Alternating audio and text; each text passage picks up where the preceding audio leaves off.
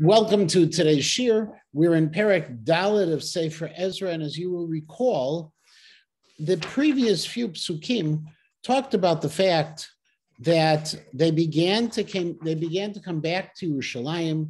The initial dedication of the Mizbeach took place, and now, of course, once everything is going well, we have to see how it's going to go bad. Okay, just in honor of Barry, that we don't want to have it too good in the Navi. Okay, so Perek Dalet Pasuk Aleph Vayishma'u Tzarei Yehuda uVinyamin. This is happening, and the people who are the enemies of Yehuda and Binyamin here, Ki v'nei hagola bonim hechal, that the people who were the exile are building a temple.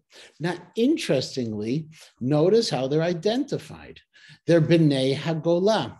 Were these people really the exiles? These were people who had come from Eretz Yisrael, had been exiled, and now are the returnees. But the way we're identifying them is the foreigners. You can even see the analogy to what happens nowadays.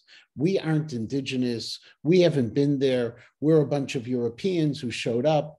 All of those kinds of things. The same language is being used by those people who had been brought there. And those Tzarei Yehuda, again, a wonderful analogy today, were nations, as they themselves will say, had been brought in by the Assyrians. They weren't the indigenous people either. They were building Bonim Hechal Hashem Elokei Yisrael, to God, the God of Israel. Again, fascinating, because in their mindset, there's a possibility to build a Hechal, a temple for something else. Otherwise, you would just have stopped the pasuk and saying they were building a Hechal. Vayigshu el Zerubbabel vel Roshei Ha'avot, and therefore they turned to Zerubbabel. Now, Zerubbabel, we know, was part of this whole process. But what's interesting is Sheshbatzar was the person who was the Pacha who had brought them back to Eretz Yisrael. He was actually the government official. Why would they turn to Zerubbabel? Most likely because Zerubbabel was of the Davidic dynasty. He was a person from a royal line, and so they recognized him in that way. Yep. So in Mansour, we associate the return with Zerubbabel. Right. I don't know if it's to rhyme with Pavel or because he was... Well, it's the same idea here as well. We have Zerubbabel, but interestingly, we don't refer to Ezra and Nehemiah. So it's probably a combination of factors of rhyming, and also he was the first Davidic figure. Vayomru lahem nivnei machem ki kachem. They said, let us help you build it because we're just like you. Nidrosh le'elokechem. We are people who seek out your God. V'lo anachnu zovchim mimei esar chadon melech Ashur hamaleh otanu po. And to him, this is a lamed vav. If you notice, there is a kri uchtiv. Let's start with the lamed vav to begin with. And to him, we have been offering since the days of Asar Chadon. Asar Chadon, according to Sefer Melachim Perek Chavtet, was the son of Sancheriv. So we've been doing this. Let us join in this project with you. Interestingly, the Ibn Ezra says that you also could understand it as the lamed aleph. And we have not been sacrificing to other gods since the time we were brought here. Because if you remember, these people were brought to Eretz Yisrael. They're known as the Gerei Arayot, or the Samaritans in modern terminology. And these people had been brought. These people were worshiping HaKadosh Baruch Hu because they were afraid of HaKadosh Baruch Hu, because they had been attacked by lions. And in the pagan world, you worship whatever the God of the place is. You can have this concept, which we know is referred to in Hebrew as shituf, is a partnership gods. You can have your own personal gods and you worship the gods of the place. Say the Jews in return, Vayomer lehem Zerubbabel v'Yeshua. So Zerubbabel and Yeshua, who is the Kohen Gadol, says, Ushar Roshei Havot Yisrael, and all the other heads of the houses of Israel, Lo lachem v'lanu livnot beit le'Elokeinu. It's not for you and us to build this house. Ki anachnu yachad nivnei laHashem Elokei Yisrael. We alone, and I'm translating the word yachad levado, which is the way most of the Meforshim will see something in just a moment. We will build this to Hashem Elokei Yisrael, kasher tzivanu hamelech Koresh melech Paras, like we were commanded by Cyrus. Now notice, by the way, they're taking a little bit of an out. What's the reason they don't want them to participate? It's not that we don't trust you, you're not good enough, none of those reasons. Hey, he says, listen, we're just following the royal edict. What do you want from us? We're nothing against you. It just, Cyrus said that we should build it, so we're going to build it. Now, that's not the truth. The truth is that because they don't want to have the participation of those other people. Now, I handed out to everyone, and I'll bring up on the screen in just a moment, a piece from Yoel bin Nun. Yoel bin Nun has, this is a longer piece that he has, but what Yoel bin Nun's piece is he makes a fascinating proposal, okay? And he says, if you look, the fourth paragraph, where it says, Regilim lefaresh et anachnu yachad nivneh. It's a common way of explaining this, we will build, kilu nemar rak anachnu, as if it means we alone will build. Shavei gola biyachad nivneh, or another way of putting it is, the returners from the exile together will build it. And what they did was they pushed off this request completely. And they saw that this is some kind of sneaky way to try to attack from inside. Because they saw the people who were turning to them as non-Jews, completely non-Jews, as people who were trying to work against us. So Reem, people who were trying to destroy us to begin with. But now comes Yoel bin Nun's alternative way of looking at it. And this is the underlined two paragraphs. Yoel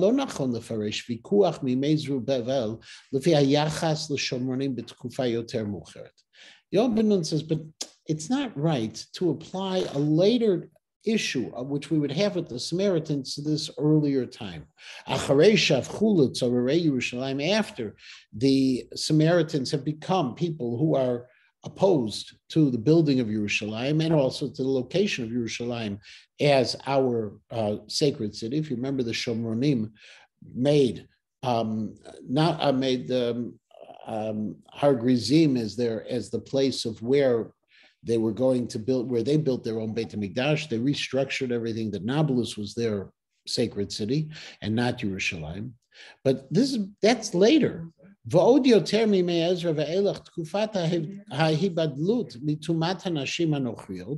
also from what's going to happen later on, the time of Ezra, where they're trying to separate the intermarried couples.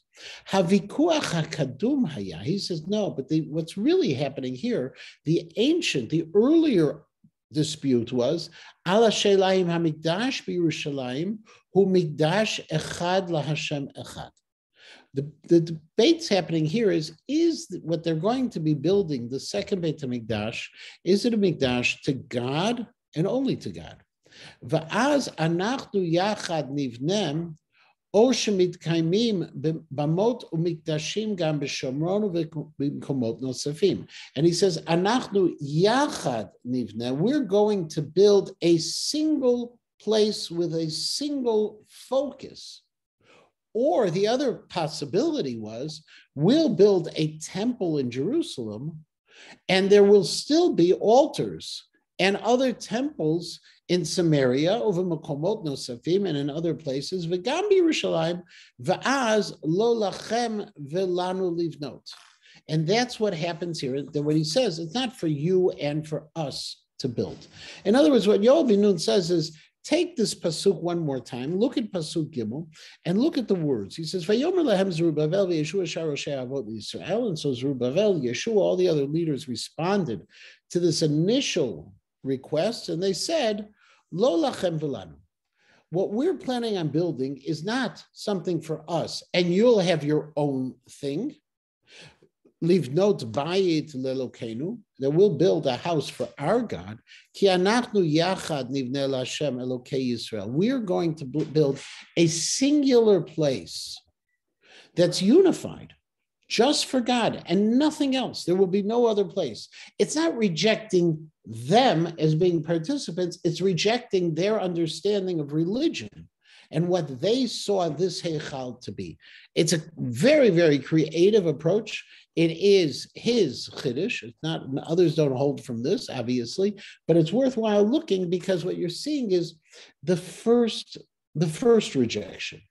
Later, we'll see that there's going to be greater rejections, and those greater rejections, we're going to encounter some of them from 70 years later within this parak, but we will see the greater rejection based on the fact that there's been an absolute split. At this point, according to Yoel Ben Nun, the ones who are coming forward, they don't see them, so they see themselves as part of the nation. Yeah. Then why does the first pasuk address them as Sarei, Yehuda, and Binyamin? Right. If they were really so wholehearted and so friendly, they're without even saying a word, they're already identified. Well, if you but if you look at what they're saying, it doesn't look like they're trying to make trouble right now. We're identifying later on, right? But so is this postscript or It could be looking with a later. He would suggest it's looking at a lens. He would suggest that it's looking at what ultimately will be who they are versus what they are at this moment in history. It's complicated because how you write them, it's we find this even again in modern times, and again another analogy from Israel on how we relate to the PLO. Those of us who remember PLO when it was clearly a terrorist organization, you hear PLO and you think terrorists. Nowadays, you think PLO, and people will nowadays think political party within Yudan and Shomron, and this is really Abbasi's a political leader. His political party is the PLO, and they'll think of it differently. So it's different time frames. You look at different words, and they have different connotations associated with them. I think Yoel Ben Nun's piece is a bit of a stretch. Far be it from me to judge him, but I think it's a valid approach as well. It's not the normative approach. Pasuk Daled.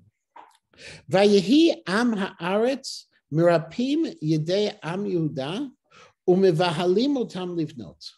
And at that point, the people in Samaria, those Tzarei Binyaminu Yehuda, the ones who were the enemies, the people who were the I don't want to call them indigenous because they weren't indigenous.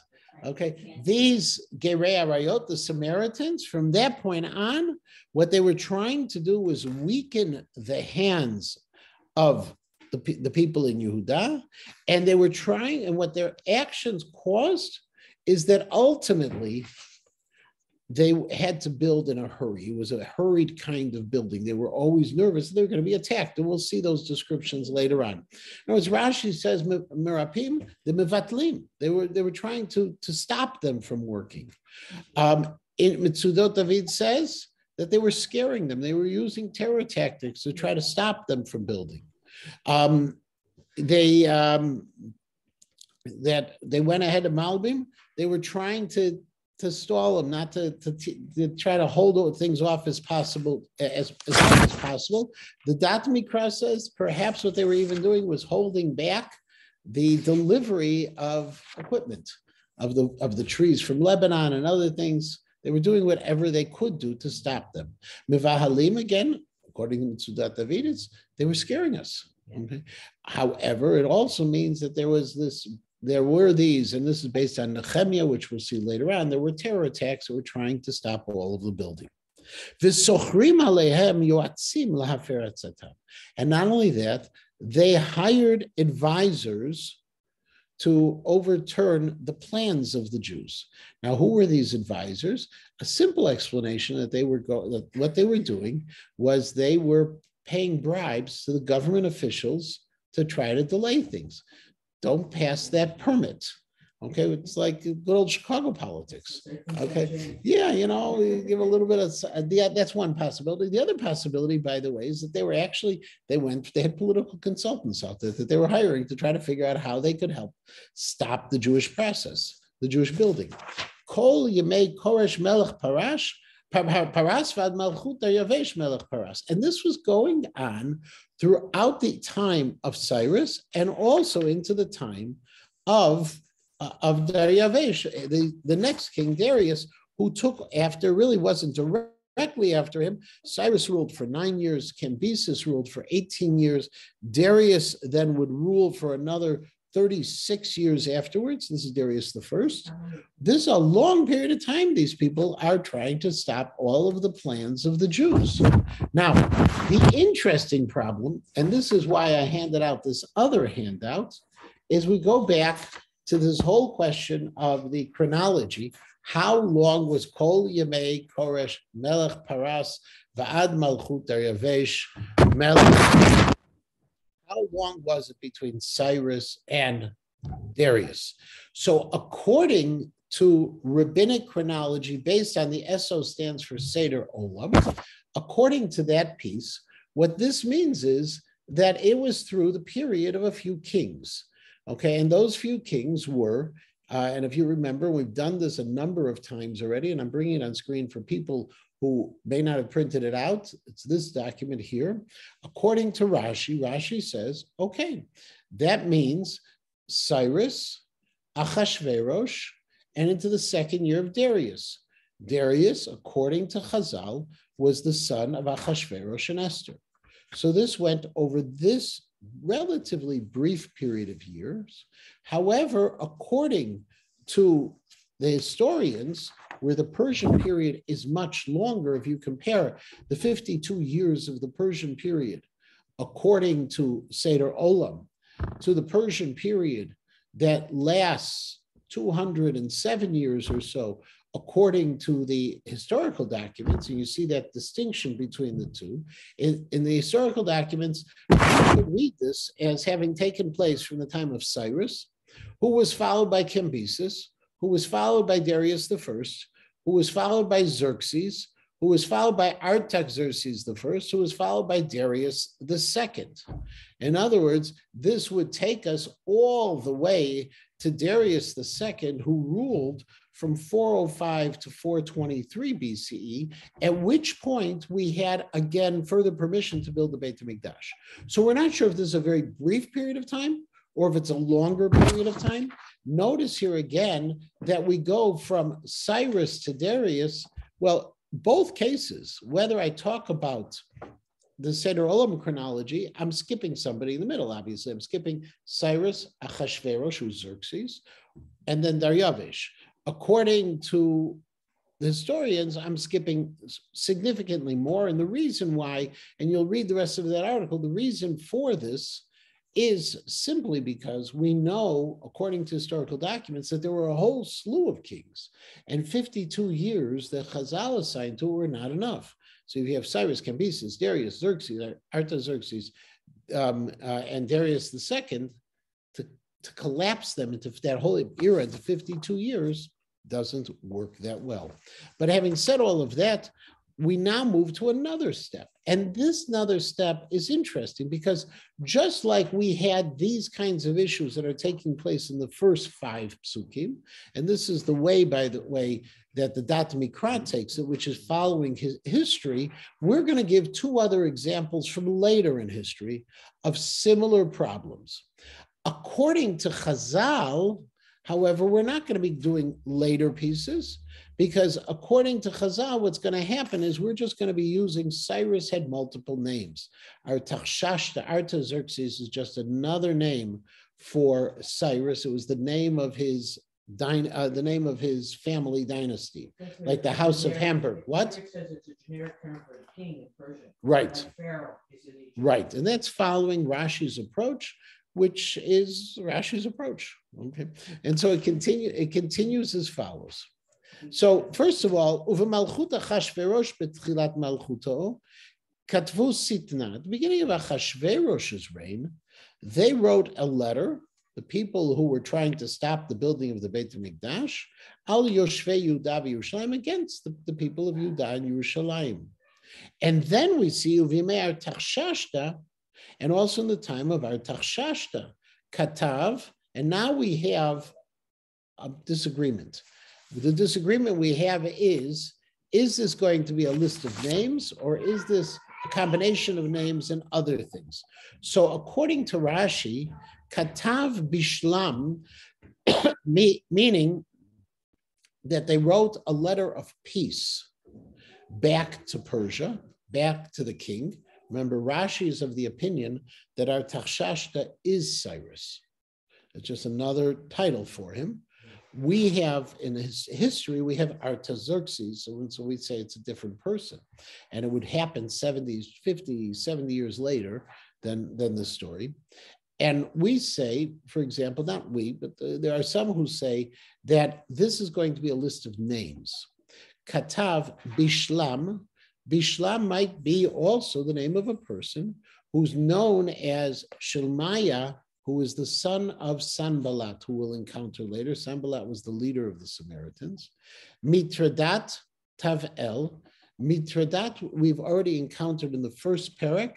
Rashi says actually his name was Mitradat Tavel, even though back in the first, and elsewhere, he says that Mitradat Vitavel. So we're not really sure of that. Ushar Kinotav, and all the rest of their gang together wrote it. Al Artaxerxes Melech Paras, to Artaxerxes, the king of Persia. Uchtav Hanishtavan, and they wrote this letter. Now, the Nishtavan could also mean, according to the Ibn Ezra, that this sealed. It was a letter that was sealed. It was a formal letter. Katuv Aramit umiturgam Aramit. It was written with, what we're going to quote, was written with Assyrian letters. In other words, that's the block print that we have in our Chumashim now, in our Tanachim that we have. But it wasn't using the ancient Hebrew. It was using the Assyrian alphabet. Umiturgam Aramit, and it was translated into Aramaic, meaning it had originally been written in Persian.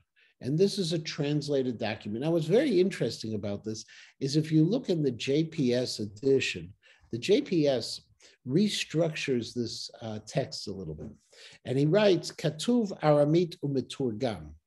And the way the JPS understands it is, it was written in Aramaic and it was translated. Okay, so we're not going off the original document. And then they take the next word, Aramit, as if it is like a title, and it has Aramit. Here's the Aramaic document. They separate out the pasuk into two pieces in the way they translate it. It's an interesting approach. It doesn't fit the approach of Chazal on this. Yeah.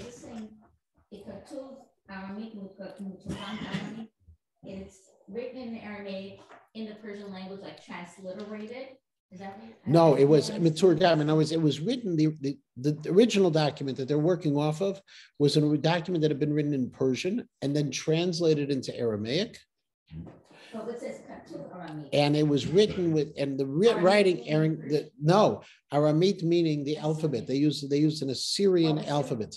Assyrian alphabet in Persian, like a And it was the original. No, it was written in Assyrian. Wasn't written in Hebrew like letters.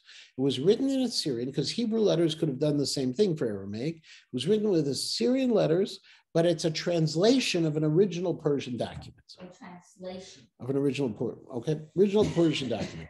And now we're going to switch to Aramaic, which we have missed since the time of Daniel. Okay, and so the Aramaic goes as follows.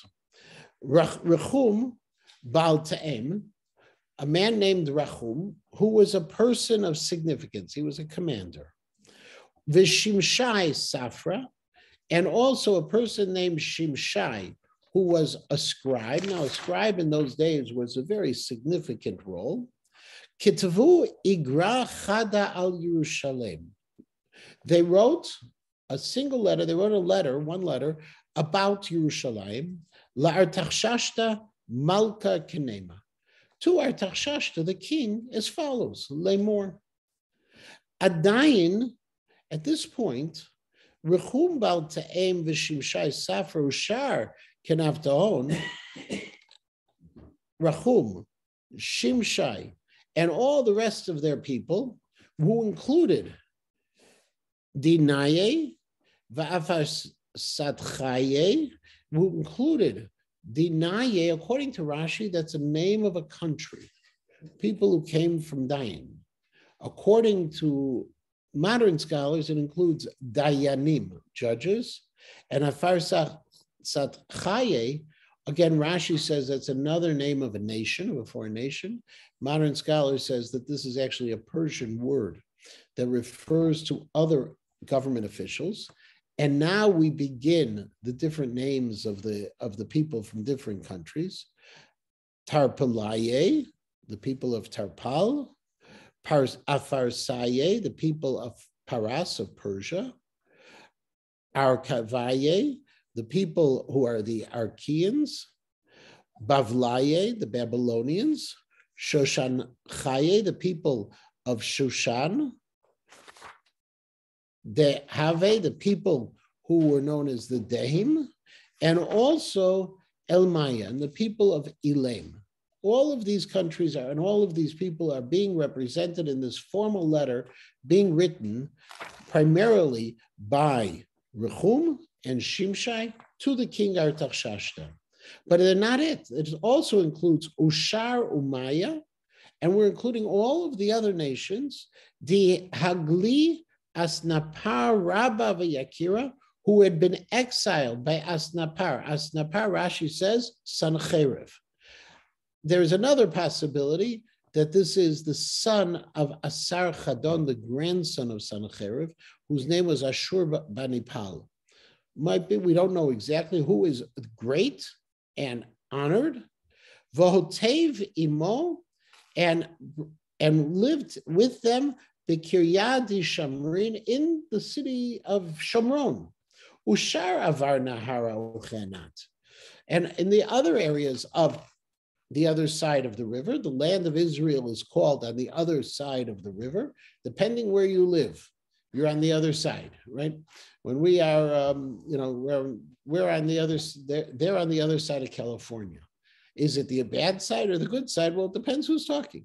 So if I'm talking in Mesopotamia, we're on the other side of the Euphrates.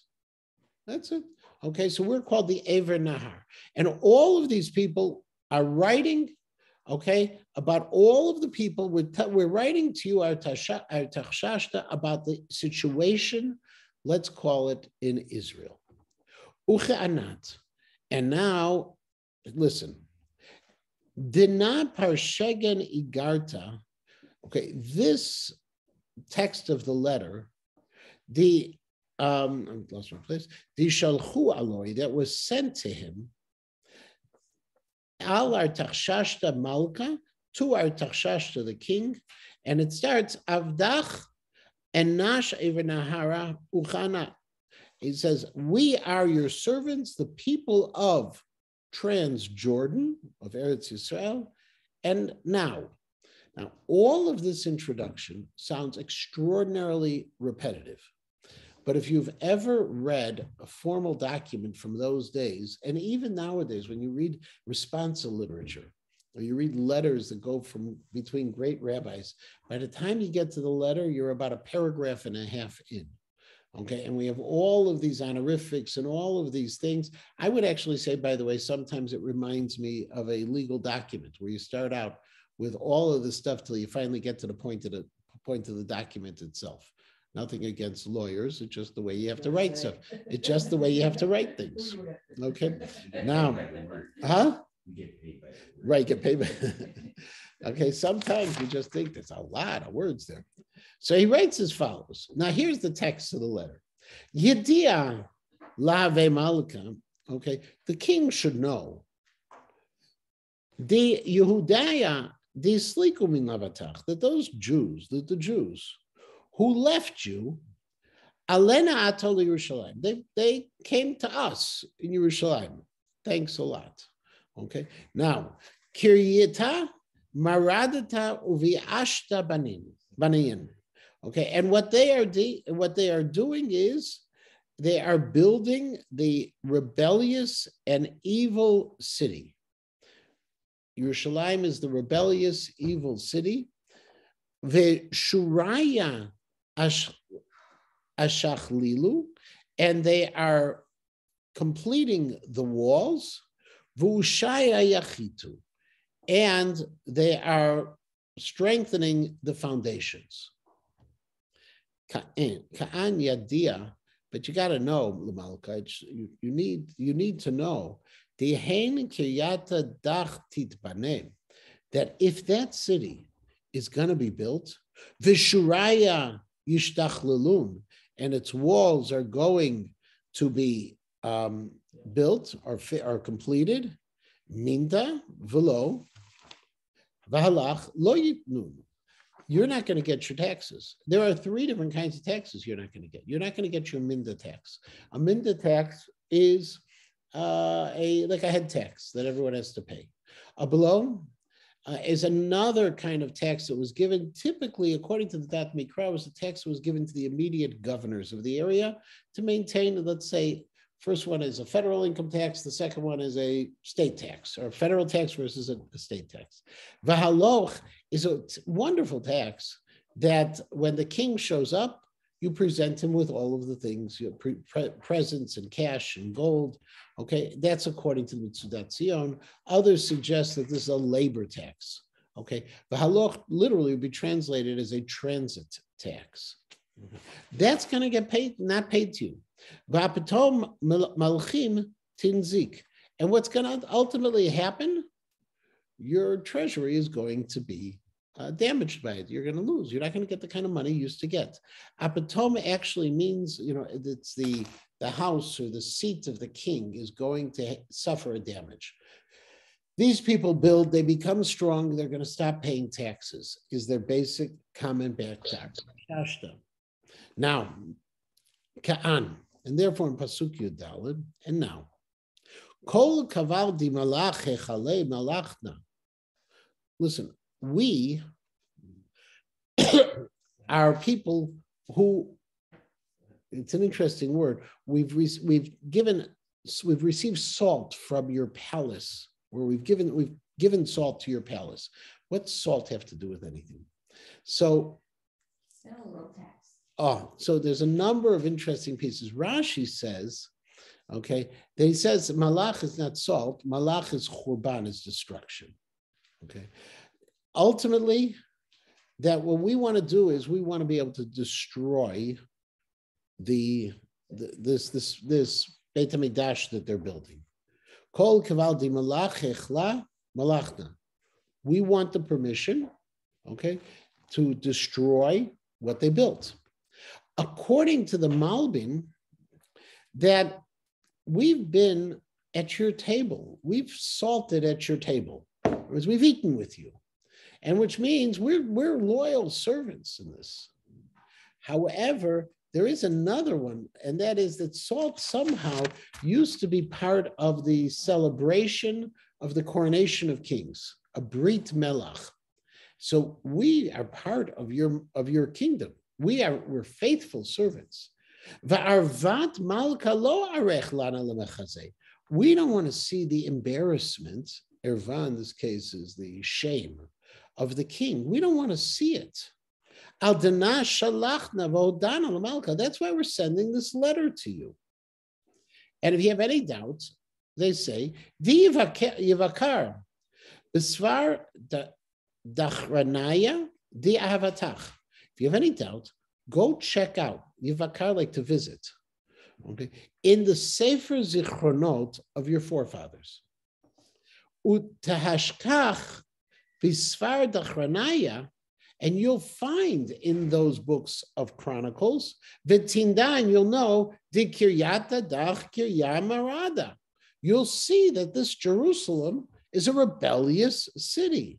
Umahanzekat malchim umidnan ve'eshtadur avdin begava min yomat alma. And you'll see that they have caused damage to the kings and to nations, and they're rebelling. They're going to war. Ashtadur is an interesting word. We're not 100% sure what it means, but most likely it's almost like a contagious rebellion, a rebellion that spreads. Okay, from early days, they say this happens. And it's because of that this city that they're now rebuilding had been destroyed. And so therefore we are informing you, Lamalka, to the king, that if this city gets rebuilt, Vishuraya yishtachlalun, and its walls are fixed, likavel dena chalak ba'avar nahara, lo itaylach. At that point, what you want to accept, what you're going to connect, you're never going to get from them. And therefore, Pit gamash shalach malka al rachum bal ta'em v'shimshai safra ushar kavarat ton diyatvim b'shamarim. So the king gets this letter, and the letter basically says, King, you're going to lose. This is really bad news. These are bad people. You're letting them rebuild. You're going to return to a situation where they're going to rebel against you. They're not going to pay the taxes to you. And now he returns, he writes them a letter back. Right. Yeah.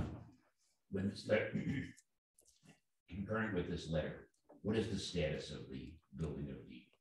So the building has, in other words, what has happened, it's begun. The building has begun. Okay. The Mizbeach was dedicated and sacrifices have begun. They're beginning to build the walls of Yerushalayim. This letter, interestingly, and this is one of the interesting points about this letter really, in terms of most of the building, if you look at it, what are we talking about in the building? When we keep on talking, we say the building of the city and the walls and the foundations, we really aren't talking about the Heichal. It's as if this is a letter talking about the building and the fortifications around Yerushalayim, the city itself, which might be supportive, by the way, of the historian's viewpoint that this is a letter from a much later period, because the Beit HaMikdash was finished, and then came second stage of building Yerushalayim, versus what Rashi says, this is a letter that's concurrent with the building of the Beit HaMikdash. And it just kind of subsumed, the building of the Beit HaMikdash is subsumed within these words of building of the city. Okay, so to give you, again, one more historical piece, let's get it straight. Right now, Cyrus gave permission, right?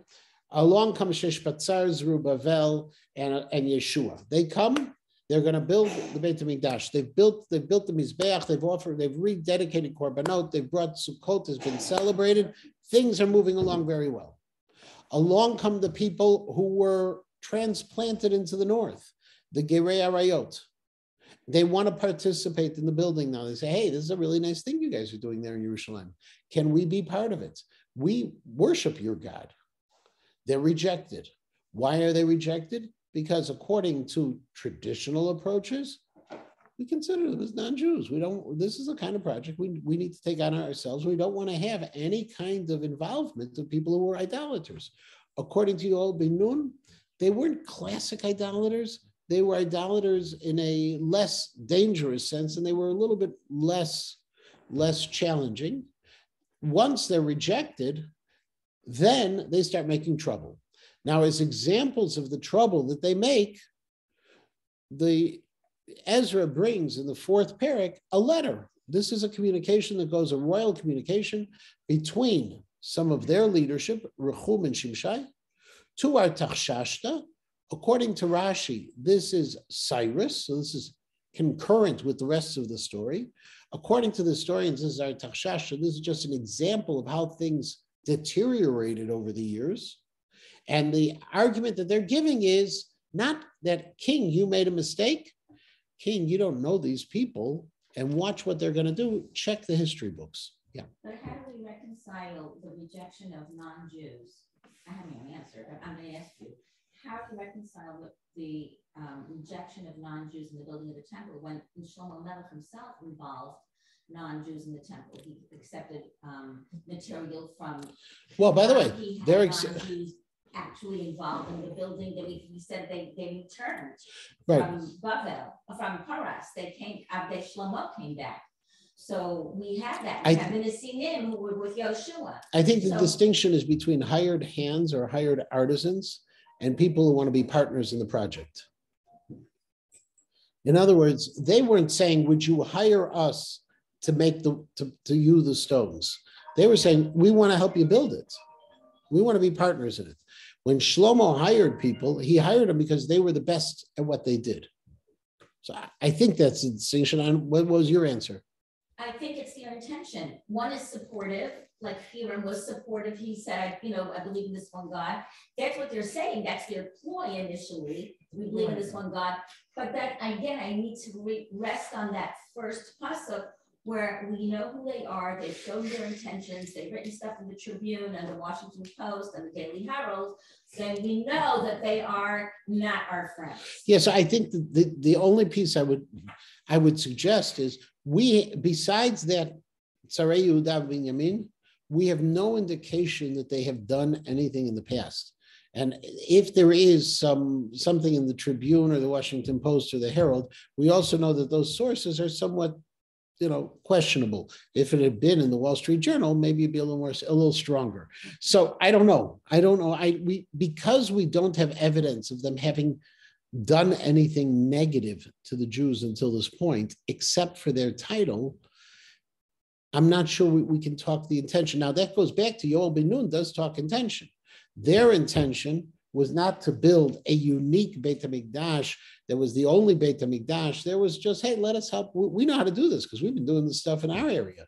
So we'll be part of it also. We like this idea. Given the two options of my answer or your answer, in this case, I think I prefer mine. Okay, the hired hands versus the partners. But you may be totally right. So the letter comes back from the king. And I know how much we all enjoy the Aramaic. Yud Zayin. So the king writes a letter back to Rachum, the Mefaked, and Shimshai, the Sofer, the Shar Kavat Hon, Di Yatvim B'Shamarin, who were all, and all the rest of the people who were residing in Shomron, Ushara v'Nahara Shalom Uchayit, and the rest of the people who lived in Transjordan, peace. And now, if you notice, this is this Shalom. When we talked about the letter that they wrote to the king, he started, if you remember, Bishlam, and that's why it could be that Rashi says over there that Shalom is the way you start it. You start a letter. Nishtevana dishlachtun alena. So the king starts out and he says, listen, your nishtavan, your letter, the sealed letter, which you sent to us, mifarash, kiri kadami, was ultimately, I'm going to use translated, but really explained and read before me. Umini simtaim uvakaru v'hashkachu, and from me, as a result of that, I gave out a command.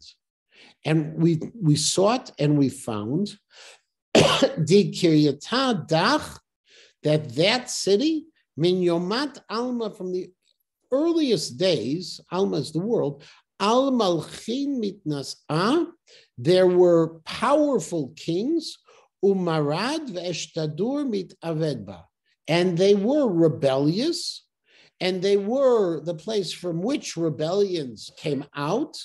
Eshtadur, if you think about the word lishader, can be from the same shorish, happened from there.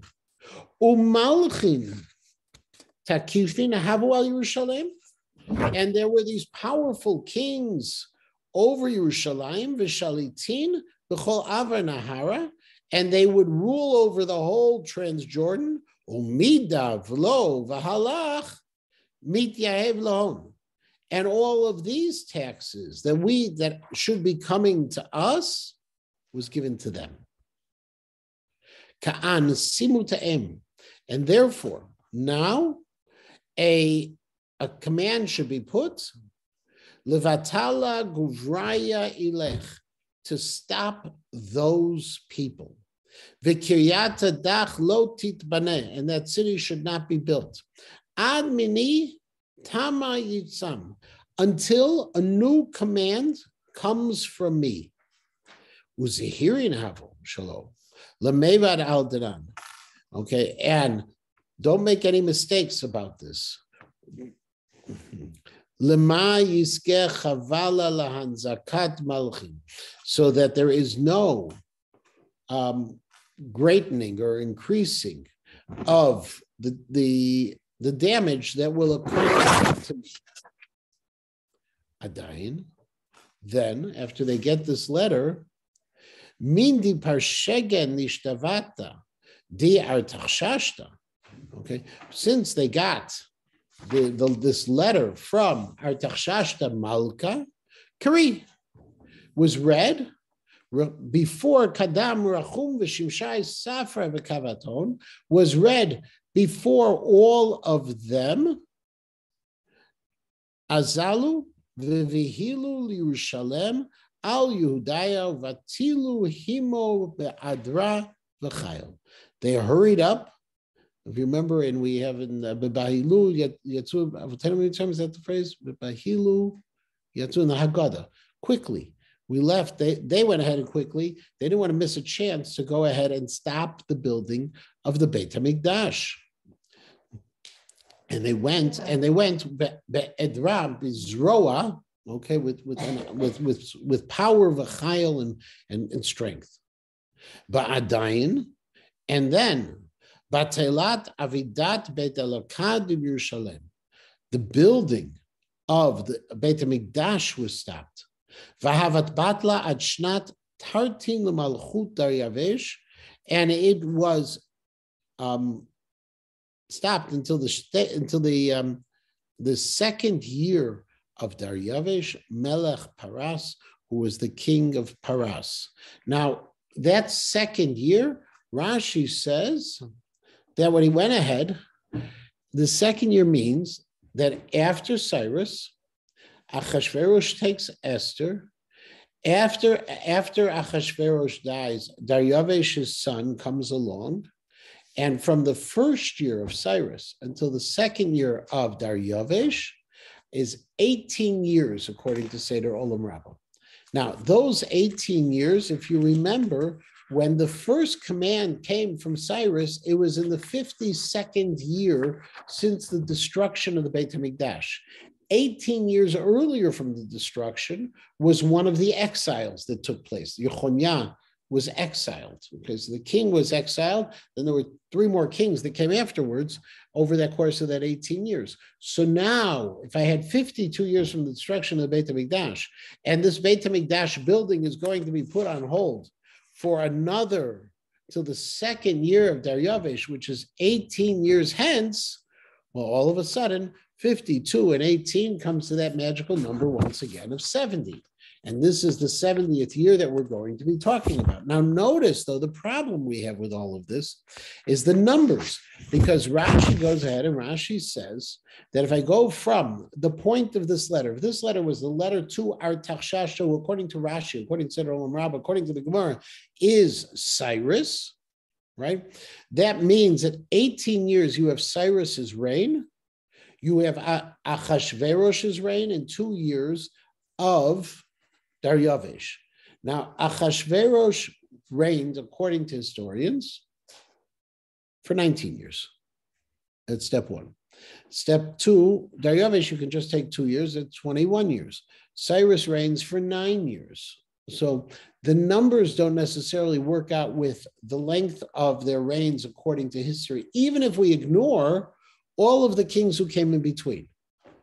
But Seder Olam Rabbah says that that's what happens, and that's how I'm able to collapse by shortening those length of time. That's how I can collapse 207 years of a Persian era down into 52. I shorten everything. Not that I shorten everything, but the traditions that Chazal were working with shortened all of those pieces, but it did fit into this rubric of the 70 years that we were looking for. And with this, we're going to end today. We're not going to meet next week. Okay, next week is Yontiv. We're not going to meet the week. I don't think we're going to meet the week after. Okay, so we're going to come back 8 days after Pesach is over. Okay, we're going to come back together for that She'ur. And on that Shabbos, by the way, that we come back also, please keep in mind that Racheli Frankel will be the scholar in residence that Shabbos. And she'll be speaking here, and she'll be speaking at North, and she'll be giving the women's shir. She's going to be very busy that Shabbos. And so Baruch Hashem, we have a lot of them. That Sunday will just be a wonderful Sunday as well. Everyone should have a Chag Kosher Sameach. Thank you.